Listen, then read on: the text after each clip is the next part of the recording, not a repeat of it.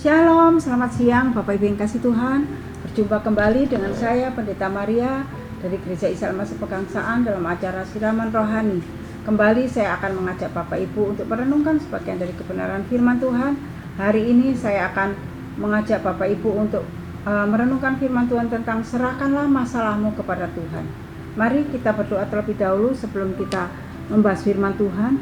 Bapa yang baik, biarlah Tuhan firman Tuhan pada hari ini boleh menguatkan kami sehingga kami dapat terus berjalan bersama dengan Tuhan dalam kondisi apapun. Bila Engkau berkati firman Tuhan pada pagi ini, pada siang ini. Terima kasih Tuhan, pakai hamba yang lemah dengan kuasa yang daripada Tuhan untuk dapat menyampaikan kebenaran firman-Mu ini. Terima kasih Tuhan, kami menyerahkan kebenaran firman Tuhan ini ke dalam tangan kuasa-Mu. Terpujilah Engkau Bapa, dalam nama Yesus kami bersyukur. Amin. Ya, puji Tuhan, kita akan bersama-sama membuka Alkitab kita di dalam 2 Raja-Raja. 2 Raja-Raja pasal 4 ayat 1 sampai 7.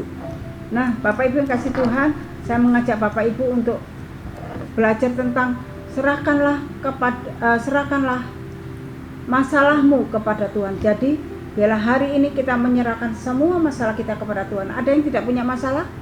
Bapak Ibu yang melihat video ini, ada yang tidak punya masalah? Semua orang pasti punya masalah. Baik itu anak kecil sampai yang lansia, semua punya masalah.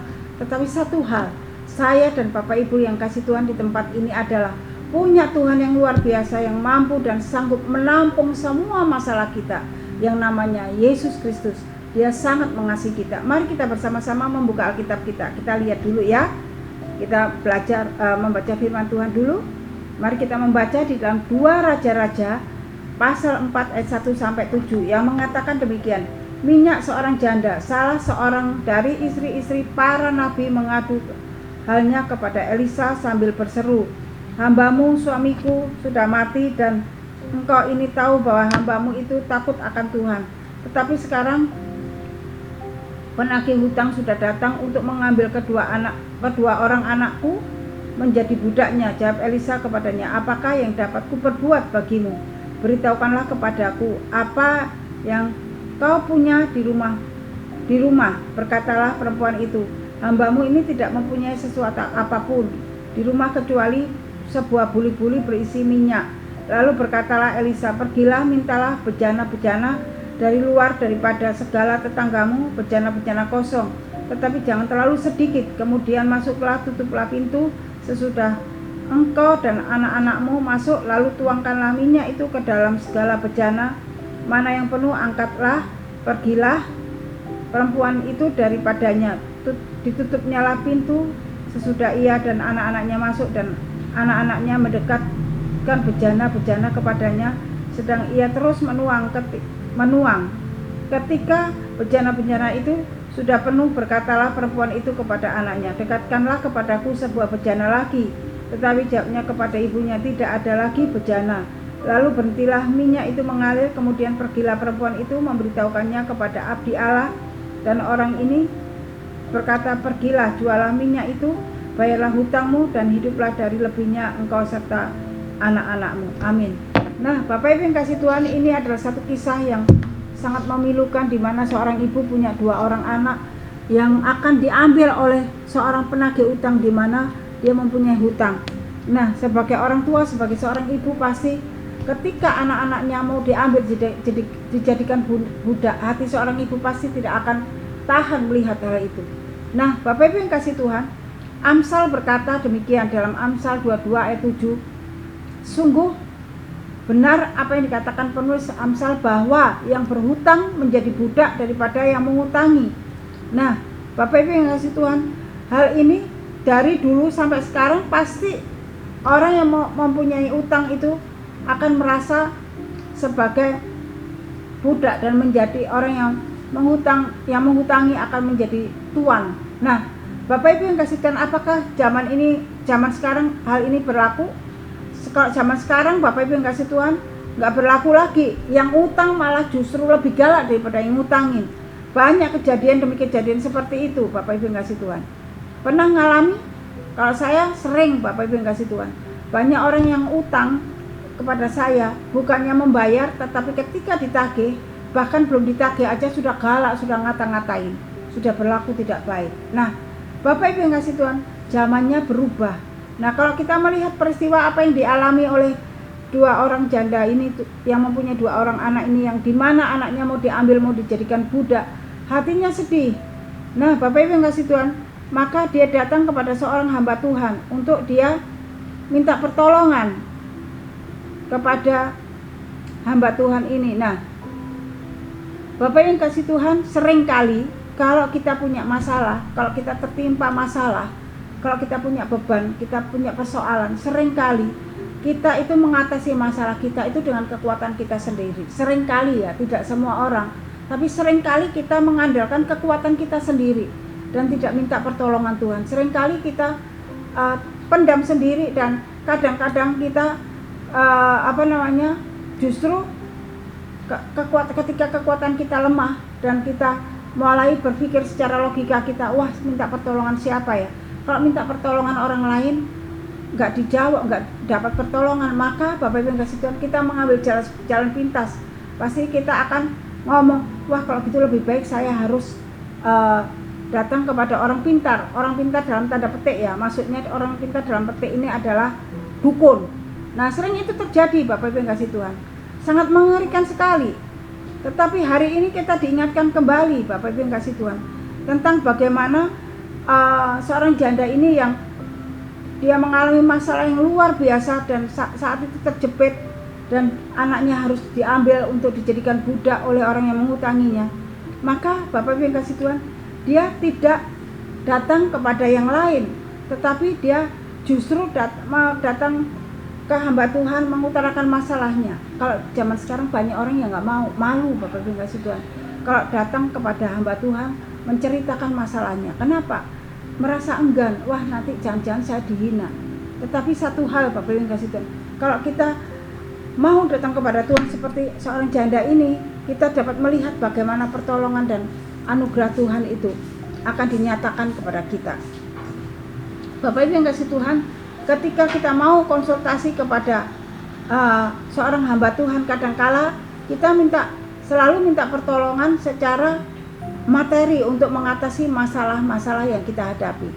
Tapi Bapak Ibu yang kasih Tuhan, kalau kita sadar kita punya Allah yang luar biasa, maka jangan sekali-sekali kita kompromi dengan hal-hal yang tidak masuk akal, yang tidak bisa diterima secara logika, yaitu kita mencari pertolongan insan. Tetapi datanglah engkau kepada Tuhan Allahmu, datanglah minta pertolongan kepada Tuhan Allahmu, maka Dia yang akan menolong kita. Nah, bagaimana caranya? Ketika kita masalah-masalah menghimpit kita, menekan kita untuk kita datang kepada Tuhan, untuk minta pertolongan kepada Tuhan. Yang pertama Bapak Ibu yang kasih Tuhan, kita andalkan Tuhan, serahkan semua masalahmu kepada Tuhan, maka Dia yang akan bertindak Bapak Ibu yang kasih Tuhan. Nah, Alkitab dengan keras memperingatkan kita supaya ketika kita punya masalah, punya persoalan, jangan mengandalkan Tuhan. Di dalam Yeremia pasal 17 ayat 5 itu ditegaskan, ditulis dengan tegas dan sangat keras mengatakan demikian, terkutuklah orang yang mengandalkan manusia, yang mengandalkan kekuatannya sendiri, yang hatinya menjauh daripada Tuhan. Nah, sangat mengerikan. Orang yang mengandalkan kekuatannya sendiri dikatakan oleh firman Tuhan adalah orang yang terkutuk.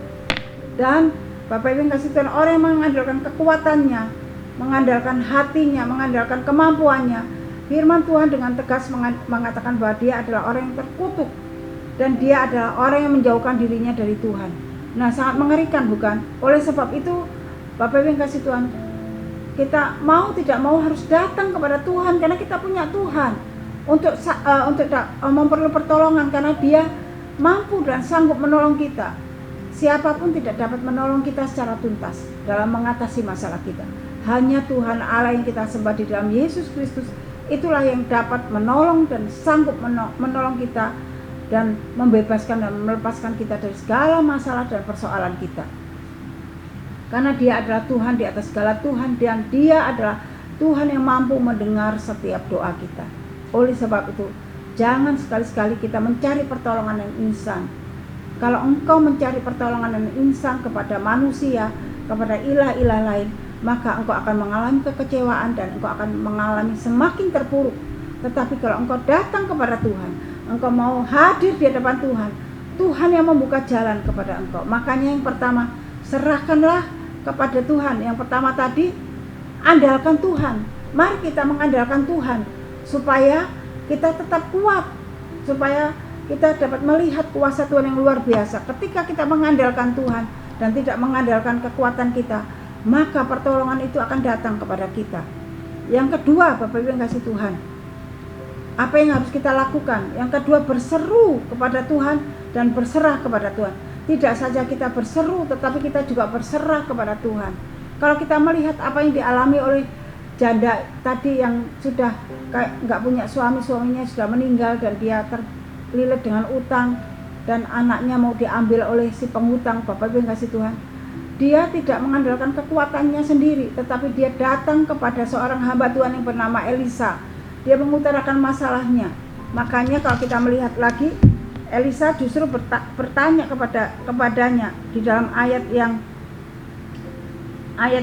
kedua, ayat yang ketiga. Mari kita akan melihat ayat yang ketiga, atau ayat yang dimulai ayat yang kedua.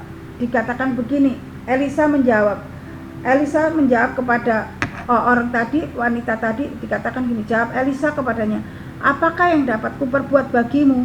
Jadi Bapak Ibu yang kasih Tuhan, ketika ibu ini, janda ini datang kepada Elisa, Elisa bertanya kepada ibu tadi, apa yang harus aku perbuat bagimu? Nah, beritahukanlah kepadaku apa-apa yang kau punya di rumah. Berkatalah perempuan itu, hambamu ini tidak punya sesuatu apapun di rumah kecuali sebuah buli-buli berisi minyak. Jadi janda ini, ibu ini tidak punya apa-apa, Bapak yang kasih Tuhan. Secara manusia semuanya mustahil, tidak ada harapan lagi. Tetapi dia mengatakan tidak punya apa-apa, hanya punya buli-buli, dikatakan hanya punya buli-buli, dikatakan di sini, hambamu ini tidak punya sesuatu apapun di rumah kecuali sebuah buli-buli berisi minyak. Lalu berkatalah Elisa kepada mereka, mintalah bejana-bejana. Apa yang dikatakan oleh Elisa kepada ibu ini dilakukan, Bapak yang kasih Tuhan. Minta untuk istilahnya bejana, kalau di sini mungkin botol ya, botol tempat minyak. Mintalah kepada tetangga-tetanggamu, kepada semua orang yang banyak, kata Elisa. Dan itu dilakukan oleh ibu ini. Dan setelah apa yang dituntun oleh Elisa kepadanya, dikatakan Elisa kepadanya, semuanya dilakukan oleh ibu ini. Dan apa yang terjadi, Bapak Ibu kasih Tuhan?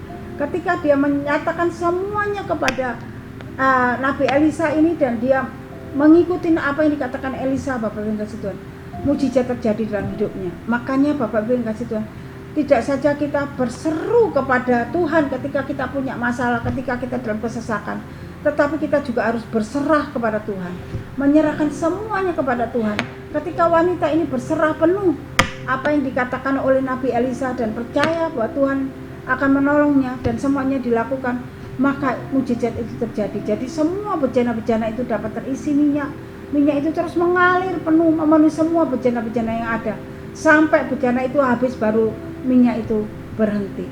Sehingga janda ini dapat menjual minyak-minyak itu dan dapat membayar hutangnya dan dapat hidup dari sisa apa yang dibayarkan hutang itu. Nah, Bapak Ibu yang kasih Tuhan, ketika engkau berserah kepada Tuhan, berseru kepada Tuhan, maka Tuhan yang akan menolong. Dalam Mazmur 50 ayat 15 mengatakan begini, berserulah kepadaku pada waktu kesesakan, aku akan meluputkan engkau dan engkau akan memuliakan aku. Jadi ketika kita berseru kepada Tuhan, berserah kepada Tuhan, dikatakan Tuhan akan meluputkan kita dan kita akan memuliakan Tuhan. Terus dalam Yakobus 5 ayat 16b dikatakan, doa orang yang benar bila dengan yakin didoakan sangat besar kuasanya. Ketika kita berseru kepada Tuhan, berdoa dengan benar, dengan kesungguhan hati, maka dikatakan oleh firman Tuhan bahwa doa itu sangat besar kuasanya. Apakah yang dapat yang dikatakan oleh Elisa tadi, apakah yang dapat kami perbuat kepadamu? Dan itu dilakukan semua oleh janda itu dan semuanya itu terjadi. Nah, Bapak Ibu yang kasih Tuhan, mari kita bersama-sama berseru kepada Tuhan, memohon pertolongan Tuhan. Dalam ayat 2 tadi, janda itu berserah kepada hambanya. Dia mengatakan demikian, apakah yang dapat kuperbuat bagimu? Beritahukanlah kepadaku apa yang kau punya di rumah. Berkatalah perempuan itu, hambamu tidak punya apa-apa. Jadi hamba Tuhan janda ini, ibu ini tidak punya apa-apa sama sekali, tetapi hanya buli-buli kecil berisi minyak, dan di situ dia dapat mengalami mujizat dan dapat mengalami pertolongan daripada Tuhan. Nah, Bapak Ibu yang kasih Tuhan, ketika kita punya masalah, yang pertama yaitu andalkan Tuhan, yang kedua berserah dan berseru kepada Tuhan, dan yang ketiga Bapak Ibu yang kasih Tuhan, yang tidak kalah penting adalah percaya. Ketika kita berserah, kita harus punya kepercayaan, maka semuanya itu di hadapan Tuhan tidak ada satupun yang mustahil. Tuhan yang akan menolong kita. Coba kalau kita melihat di dalam Kejadian pasal 18 ayat 14a mengatakan demikian. Adakah sesuatu apapun yang mustahil untuk Tuhan? Tidak ada, Bapak Ibu sekalian. Dan kalau kita melihat di mata manusia, buli-buli kecil yang dimiliki oleh janda ini, Bapak Ibu sekalian, sebenarnya itu semua tidak ada artinya bila semuanya itu hanya dibiarkan saja. Tetapi ketika dia percaya kepada Tuhan Allahnya yang hidup, yang mampu melakukan perkara yang besar, maka Bapak Ibu sekalian, hal yang sepele, yang kecil itu menjadi satu hal yang besar dan mujizat yang luar biasa. Dia dapat melunasi semua utangnya dan dapat hidup dari semua yang dia peroleh itu. Nah, adakah yang mustahil bagi Tuhan? Gak ada, Bapak Ibu yang kasih Tuhan. Markus 9 ayat 23 mengatakan, Tuhan Yesus berkata, jadilah kepadamu menurut imanmu. Matius 9 ayat 29, Dan Markus 9 ayat 23 mengatakan, dan katamu, jika engkau dapat, tidak ada yang mustahil bagi orang percaya. Jadi bagi Tuhan tidak ada satupun yang mustahil. Oleh sebab itu ketika engkau punya masalah, Bapak Ibu yang kasih Tuhan, jika engkau punya masalah, serahkanlah masalahmu di hadapan Tuhan. Apa yang harus kita lakukan? Yang pertama, andalkan Tuhan. Yang kedua, berseru dan berserah kepada Tuhan. Dan yang ketiga adalah percaya. Maka mujizat itu akan terjadi dalam hidupmu. Biarlah firman Tuhan ini boleh menjadi berkat buat kita semua dan boleh menolong kita untuk tetap kita setia di hadapan Tuhan dan melakukan yang terbaik untuk Tuhan. Nah, Bapak Ibu yang kasih Tuhan, biarlah firman Tuhan ini menguatkan saya dan Bapak Ibu sekalian dan memberkati kita semua. Apa masalahmu saat ini? Bapak Ibu yang kasih Tuhan, tidak ada masalah yang kecil dan besar yang tidak dapat diselesaikan oleh Tuhan, yang tidak dapat ditolong oleh Tuhan. Semuanya Tuhan mampu dan dapat menolong kita. Serahkan masalahmu kepada Tuhan dan andalkan Tuhan. Berserulah kepada Tuhan. Berserulah dan berserahlah kepada Tuhan dan percayalah kepadanya. Mujizat Tuhan akan terjadi dalam hidupmu. Biarlah firman Tuhan ini belum menjadi kekuatan kita bersama. Amin. Mari kita berdoa. Bapa yang baik, kami mengucap syukur. Kami hari ini punya masalah-masalah yang begitu menekan kami, yang membuat kami kadang-kadang frustasi dan membuat kami mengalami kelelahan secara jasmani maupun rohani. Tetapi ya Tuhan, hari ini kami mau mengandalkan Engkau. Kami mau berserah kepada Engkau dan berseru kepada Engkau ya Tuhan. Dan kami percaya bahwa Engkau mampu dan sanggup menolong kami. Karena di hadapan-Mu tidak ada satupun yang mustahil. Karena firman-Mu mengatakan ketika kami berseru dalam kesesakan, maka Engkau akan meluputkan kami dari segala kesesakan itu. Dan kami akan memuliakan Engkau. Biarlah semua ini terjadi dalam hidup kami boleh dilepaskan oleh Tuhan, diberikan kemenangan oleh Tuhan, dibebaskan dari masalah kami. Terima kasih Bapak, Engkau berkati setiap kami dan Engkau meteraikan kebenaran firman-Mu. Terima kasih Tuhan Yesus yang baik. Kami pertaruhkan firman Tuhan ini dan doa kami dalam satu nama Tuhan kami Yesus Kristus. Haleluya. Amin. Tuhan Yesus memberkati. Shalom. Sampai ketemu.